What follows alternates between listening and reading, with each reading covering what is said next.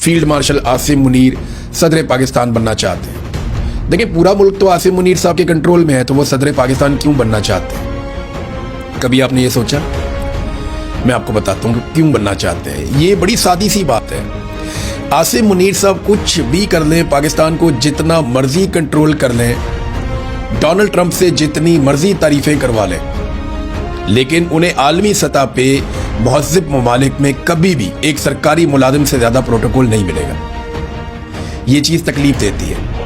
जब अपने मुल्क के अंदर आप मौजूद होते हैं तो आपके लिए हर चीज़ रुक जाती है। सदर पाकिस्तान की गाड़ियाँ भी रोक कर आपको गुजारा जाता है।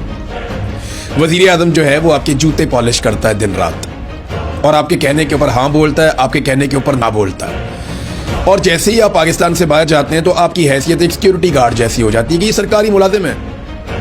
यूरोप में आप चले जाते हैं तो आपको सरबराह मुमलिकत वाला प्रोटोकॉल नहीं मिलता, क्योंकि आप पाकिस्तान में जितना मर्जी गंद मार लें, यूरोप में, अमेरिका में, बाकी ममालिक में जब आप वहाँ जाते हैं तो वो आपको वैसे ही ट्रीट करते हैं जैसे एक सरकारी मुलाजिम का प्रोटोकॉल है। तो ये दिल में ख्वाहिश तो जागती है ना कि इतना सारा कुछ करने के बाद भी मुझे वो इज्जत नहीं मिलती जो ये इसको मिलती है, आसिफ अली जरदारी को या शहबाज शरीफ को। तो अगर एक आईनी ओहदा साथ में लग जाए, वैसे तो इन्होंने अपना ओहदा भी आईनी कर दिया कि अब अगर आर्मी चीफ को आपने हटाना है तो आपको 2/3 अक्सरियत चाहिए होगी। वैसे ये भी एक मजाक है, ये तो वज़ीर आज़म का अपना इख्तियार है कि वो जब चाहे आर्मी चीफ को तब्दील कर दे। अभी अमेरिका के अंदर उनके वज़ीर जंग ने, पीट हेग्सेथ ने, वो अपना चीफ उन्होंने बदल दिया।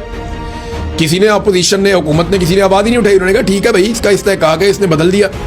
पाकिस्तान में आर्मी चीफ इतने डरे हुए हैं कि उन्होंने अपने आप को मजबूत करने के लिए एक तरीकाकार अडॉप्ट किया और अब अपने आप को एक आईनी किस्म का बंदा बना लिया कि आप 2/3 अक्सरियत के बगैर आप मुझे नहीं हटा सकते मेरी सीट पे से। तो कभी के दिन लंबे और कभी की रातें।